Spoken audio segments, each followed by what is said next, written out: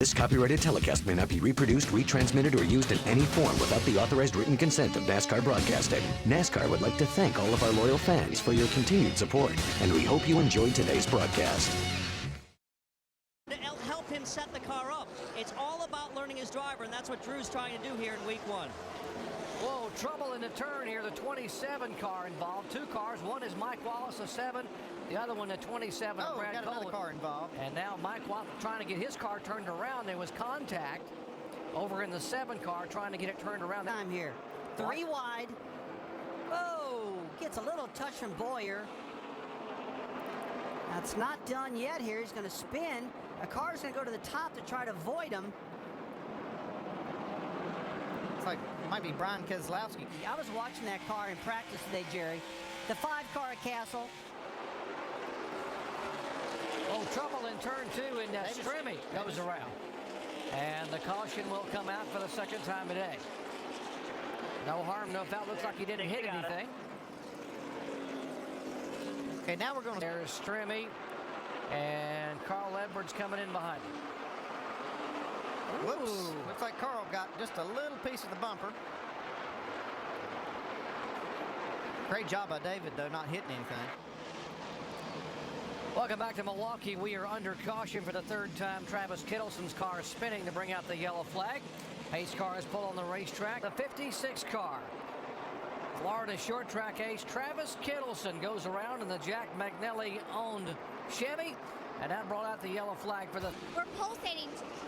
Caution on the track. Trouble on the racetrack, Shannon. The 16 car, Colin Brown, has spun around. And Colin Brown brings out caution number 4.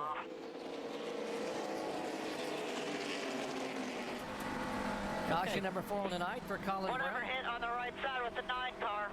Tell him thanks, man. Looks like he and Chase Miller... Show you what happened here to the 16, and there's the 9, Chase Miller. And, you know, that's just a classic case of running out of room like we saw early in the race with Clint Boyer. You know, Chase Miller was coming from the top of the wall down his normal line.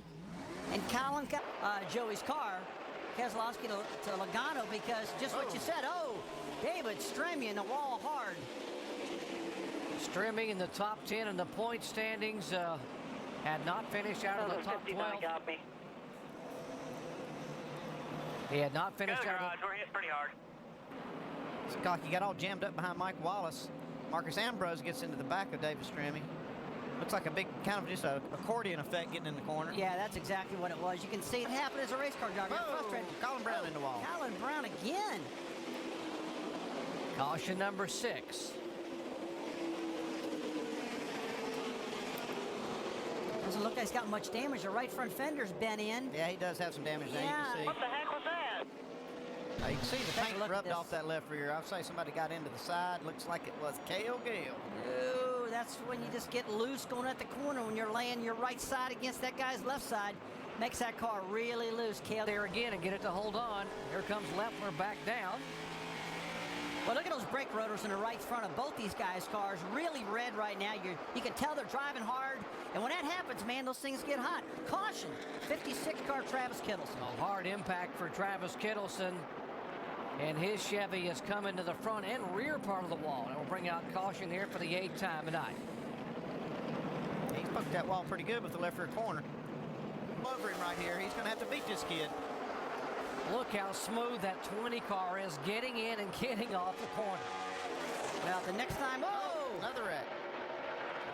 Chase Miller in the 9 car spins around, and all these cars trying to get woed up, not to hit him in the side. We just got turned a little bit there, Kirk. We see this all the time. When we get closer to the end of the race, intensity level goes up. All these guys are starting to get into each other.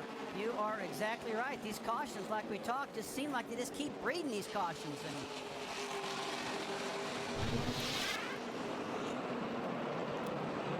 like Stephen Wallace gets into the left rear corner, Chase Miller. And it looks like, let's see, he's not out of the woods yet. Steven gets his left front fender I gotta tore think off. so. Good thing for Wimmer. Yeah, not good for Brad. Yeah, without a doubt, Brad Keselowski had the best car here tonight, dominating the early part of the race, led 4 times for 145 laps until that contact with a 20 car, and he's basically been a 5th to 7th place car since then. He's not going to be happy about that because he really did have what he's going to consider the winning race car and really got body slammed out of the lead by Joey Logano. I tell you what, I liked how his car in the 5-car landing capsule approached the corner, Andy, and as they approach the corner, the left front falls first. A lot of stuff that we call in the COT stuff jacking force that actually brings that car down to that left front. And a lot of the competitors are seeing this tonight. I can bet you that a lot of guys are going to catch on to this and change it and do it themselves. Well, now that you told everybody what it was. Well, that's just my opinion. Yeah, it is. That's a lot of the setup for these flat tracks is you try to use the forces of the front-end geometry to do what you want. Lower the left side of the car when the car goes in the corner. Pretty good battle for 14th spot in the 18-year-old James Busher in the 32 car for Todd Braun. Gets a spot away. How about Bobby Hamilton Jr.? Give a call to the Ed Renzi guys. How hard has Chris Wright and company worked to get Bobby Hamilton back in the top 15? They think this thing's really coming together, and they can't wait to get back to New Hampshire where Bobby has won in the past. Dave? And Doc, that last stop, they took on 2 right side tires only and made no changes to the chassis, so that was a decent call for them to keep their track position. Bobby Hamilton Jr. Currently in the top 15. This team has gotten stronger and stronger. Remember, this is not one of the teams that has their relationship with a Cup Series team. They run full-time in the Nationwide Series, and so they said we have an uphill battle each and every week. About that 70 car, Mark Green. This is one car that's really impressed me over the last few weeks in our opportunity races. He's made the most of that. He's really had a strong race car, and he's working on this 33 car Cale Gale. It's another guy, it's a veteran driver, Andy. I mean, he's been around for a long time, and this doesn't surprise me a lot. I guess what surprised me, the car's not really funded well, and he's doing a good job with this car. The 70 car is the only car that's owned by a mother-daughter team. It's owned by Mary Louise Miller and her daughter, Stephanie Mullen, a team based in Warsaw, Indiana. Tell you what, a daughter and a mother owning a team's not a bad deal. I wish my daughter and my wife, Patty, owned my cars because maybe they do own them. They do own them. You just don't know. You just don't know. They do the most work, that's for sure. I tell you what, guys, Carl Edwards is 3 laps away from making Jack Roush look like a genius. He's changed these guys around, and look at the result he's getting out of this thing tonight. So maybe next week the whole field's going to change crew chiefs. Well, by the way, this is the car he led 123 laps with here a year ago. So it was a good car to start with. So, but yeah, he has driven the wheels off. Eric Darnell did a great job setting it up, and Cousin Carl, as we like to call him, as we are buddies, you know, might be getting back into victory lane for the first time in over a year. And Doc, that last time by, Edwards put 0.2 of a second on Logano. He's pulling away right now.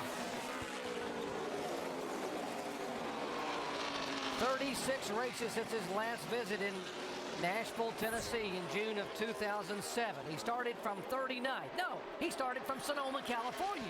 That's where he was earlier in the day. 1,500 miles away. 4 hours on a jet airplane, 2 different helicopter rides, back of the field to the front of the field, and the 2007 NASCAR Nationwide Series champion may just be getting back to being a winner in 2008. Carl's saying, I'm back. He's going to have a little extra weight in the airplane going home. He'll have the iron in there. It's because of his head. He's going to have a big head going home tonight. Coming out of turn 4, and Carl Edwards goes back to victory lane for the first time in 2008. Awesome. Great job, guys. Great job. Great job. Tell you what, that was a great recovery from Carl Edwards. Again, you got to give a shout out to Eric Darnell for helping so much with this team. Joey Logano finishes second. Clint Boyer third. David Reagan. David Rudeman. Reagan and Rudeman also having come from Sonoma, California. Wimmer in sixth. Bliss, Brad Keselowski, Keller, and Leffler rounding out the top 10. Well, let's go down where Mike has caught up with Drew Blickensderfer. This copyrighted telecast may not be reproduced, retransmitted, or used in any form without the authorized written consent of NASCAR Broadcasting. NASCAR would like to thank all of our loyal fans for your continued support, and we hope you enjoyed today's broadcast.